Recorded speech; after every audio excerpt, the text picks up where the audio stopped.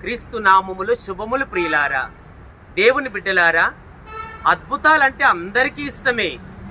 అదిగో ఒక్కొక్క అద్భుతం చదువుతూ ఉంటే నా జీవితంలో ఉన్న విశ్వాసం రెండింతలవుతుంది. అందుకే అద్భుతాలని మీ ముందుంచున్నాను ప్రియులారా, మీ విశ్వాసం అధికము కావాలని. ప్రియులారా, ఇప్పటి వరకు 2 అద్భుతాలు రుచి చూసాం. ఈరోజు 3వ అద్భుతం చూడబోతున్నాం. ఈ 3వ అద్భుతమే పునీత్ అంతోని వారు రెమిని పట్టణము దగ్గర ఉన్నటువంటి మెరకియా నదిలో చేపలకు బోధిస్తున్నటువంటి అద్భుతం అండి. అందరికీ తెలుసు, పునీత్ అంతోని వారు చేపలకి బోధించారా అన్నటువంటి మాటలు వింటూనే ఉన్నాము. అదేనండి, రెమిని పట్టణ వాసులు దేవుని వాక్యాన్ని వినటానికి వెనుకడుగు వేస్తున్నారు, సిగ్గుపడుతున్నారు.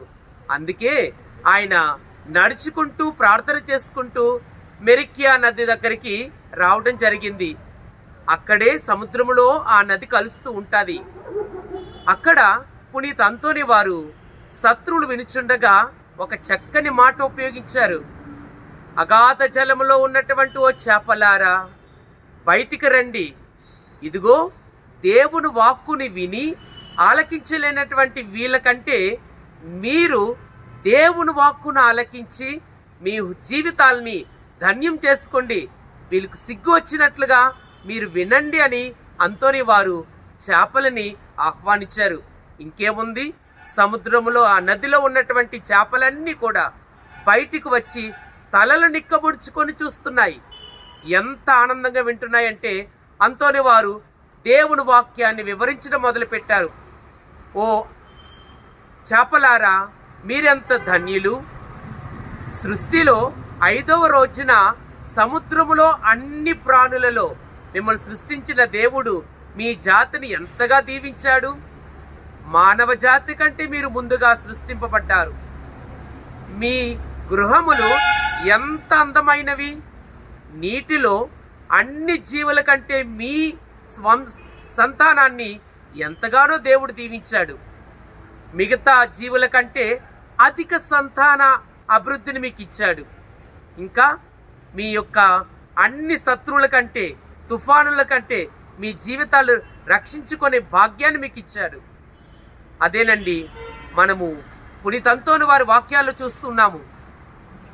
ముఖ్యంగా అదిగో యోనా ప్రవక్తని రక్షించడానికి, తాను నినివే పట్టణానికి పంపించడానికి దేవుడు మీ జాతిని ఎన్నుకున్నాడు.